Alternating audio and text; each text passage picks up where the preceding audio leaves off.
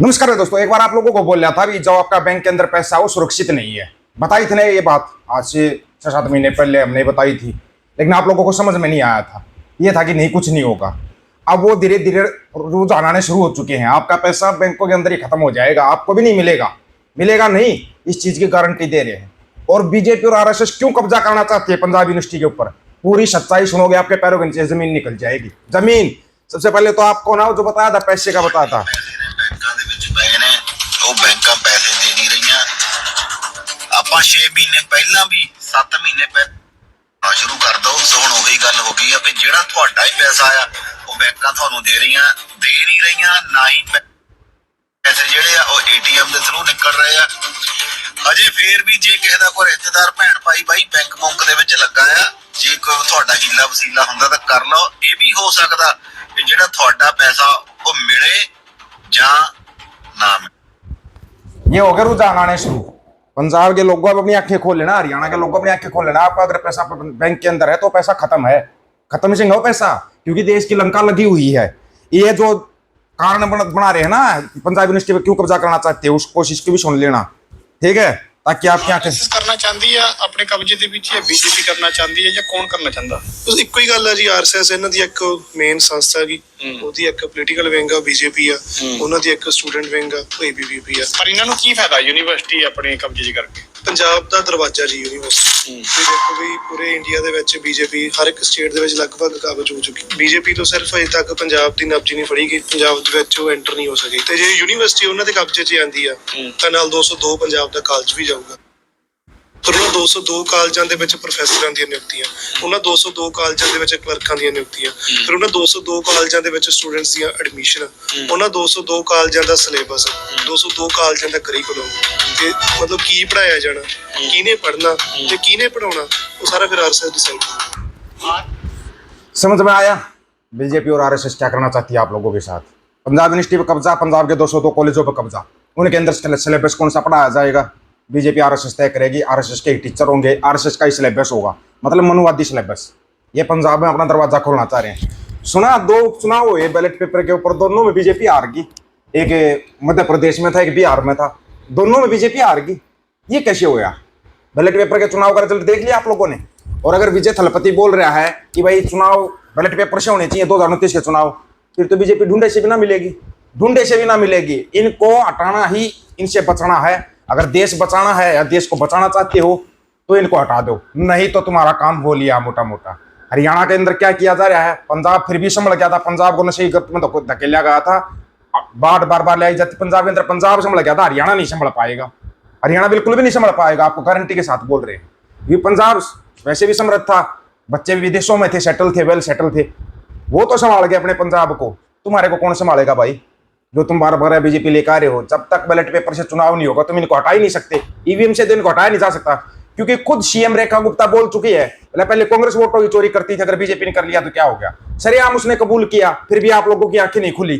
पता नहीं आपकी आंखें क्यों नहीं खुलना चाहती, आप कौन सी दुनिया में मस्त रहना चाहते हो? ऊपर से जैन जी ऐसा सिलेबस आ गया कि समझ में नहीं आ रहा है इनके में, और ये जवाब भी बड़े अच्छे अच्छे देते हैं, गजब। क्या आप लोग को नहीं लगता जिस हालात से देश चल रहा है उसी हिसाब से देश पे एक मूवी आनी चाहिए और उसका नाम होना चाहिए न घर न लुगाई, 70 साल की कमाई सिर्फ 12 साल में उड़ाई? कमाल है भाई, ये तो मैंने अभी हीरो का नाम डिसाइड नहीं किया, हीरो का नाम वही होगा जो आप लोग कमेंट में बताएंगे। कमाल की जैन जी नहीं है ये, बताओ, ना घर ना लुगाई, 70 साल की कमाई 12 साल में उड़ाई। और भला ये मूवी बनानी है, ये इस मूवी में हीरो कौन होगा आप लोग बता दो, आप बता देना भाई कमेंट में हीरो कौन होगा। आप अच्छी तरीके से जानते हो फिर भी, ठीक है ना, क्योंकि ये जैन जी दूसरे लेवल की है भाई, दूसरे लेवल की। देश के प्रधानमंत्री का इस्तीफा मांग रहे हैं।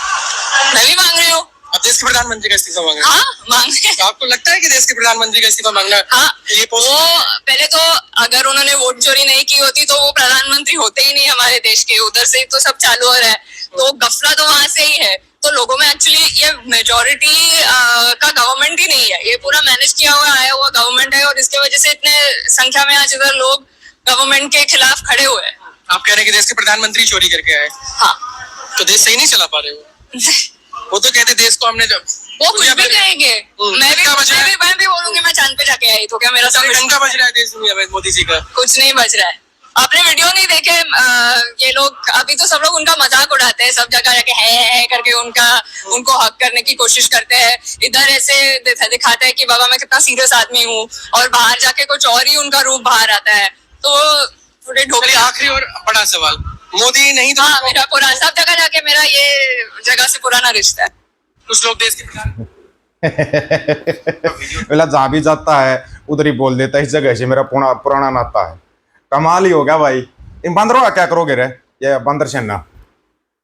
आप वीडियो चेक करो भाई। ਉਹ ਤਾਂ ਕਹਿੰਦੇ ਨੇ ਬੰਦੀ ਸਿੰਘ ਲਿਆਉਰ ਪਰ ਮੈਂ ਕਹਿੰਦਾ ਮਾਸੂਮ ਲੋਕਾਂ ਦੇ ਕਾਤਲ ਜਿਹੜੇ ਅੱਤਵਾਦੀ ਸੀ ਜਿਨ੍ਹਾਂ ਨੇ ਪੰਜਾਬ ਵਿੱਚ 1980 ਤੋਂ ਲੈ ਕੇ 1995 ਤੱਕ ਕਤਲ ਆਮ ਕੀਤਾ ਮਾਸੂਮ ਲੋਕਾਂ ਦਾ। ਬਾਰ-ਬਾਰ ਬੰਦੀ ਸਿੰਘ ਲਿਆ ਕਰੋ, ਅੱਤਵਾਦੀ ਲਿਆ ਕਰੋ।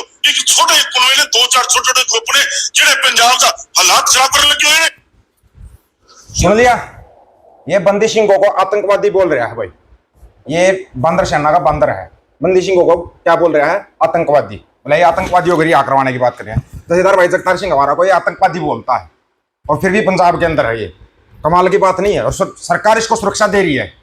अभी भी नहीं समझे पंजाब की सरकार को कौन चला रहा है? दिल्ली चला रही है पंजाब की सरकार को, ना पता हो तो।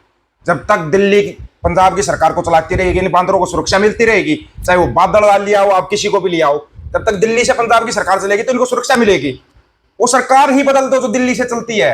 विजय थलपति इधर फैसले लेता है ना। 2029 का चुनाव ईवीएम से नहीं होगा, बैलेट पेपर से होगा। वो वहां पर जो सिख अधिकारी है उनको सम्मानित कर रहा है, बोले सबसे ईमानदार है। देखे आपने, फिर भी आपकी समझ में नहीं आ रहा। दमदार सीएम होगा ना तो ऐसे काम हो सकता है। उन आरएसएस को बैन कर दिया स्कूल कॉलेजों हर जगह से। उसको पता था ये गंदगी मचाएंगे नहीं तो यहाँ स्कूल कॉलेजों के अंदर। तुम्हारा क्यों नहीं समझ में आ रही भाई ये चीज? तुम्हारे को किस तरीके से समझा जाए कि तुम्हारी समझ में आ जाए भाई बीजेपी आरएसएस देश को बर्बाद कर रही है? किस तरीके से समझोगे ये बताओ? तुम्हारे सामने है सब कुछ सामने, और फिर भी तुम लोग देखना नहीं चाह रहे। कमाल की बात तो ये है, इससे बड़ा कमाल आप कहाँ पे देखोगे ये बताओ? अरे भाई बेड़ा गर्क कर चुके हैं ये देश का। ये झोला उठा कर भागने वाला है भाई। नहीं तो ये 2 उपचुनाव हुए थे, 2 उपचुनाव में देख लो दोनों सीट गई ना इनके हाथ से, क्योंकि उपचुनाव बैलेट पेपर से हुए थे। बैलेट पेपर से उपचुनाव हुए थे, दोनों जगह पे हार गई। अपना गढ़ बोलते थे बिहार में जिस सीट को, उस पर भी ये हार गए। मध्य प्रदेश में अपना गढ़ बोल रहे थे जिस सीट को, उस पर भी हार गए, क्योंकि चुनाव बैलेट पेपर से हुआ था।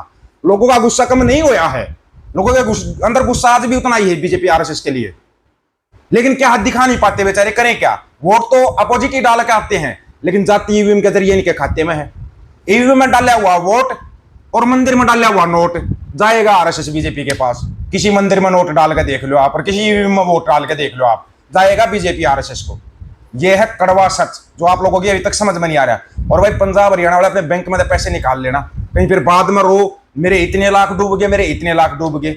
निकाल, अपना को बैंक में रिलेशन बनाओ और अपने पैसे निकाल लो, क्योंकि अब इसका परमानेंट जोड़ा पैक हो चुका है और ये लंका लगा चुका है पूरे देश की।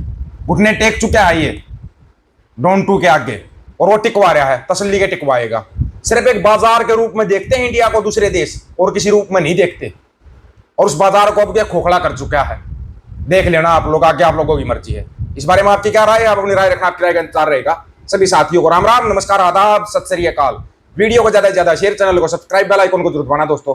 हक और सच की बात हम करेंगे, वीडियो को शेयर करने की जिम्मेदारी आप लोगों की है।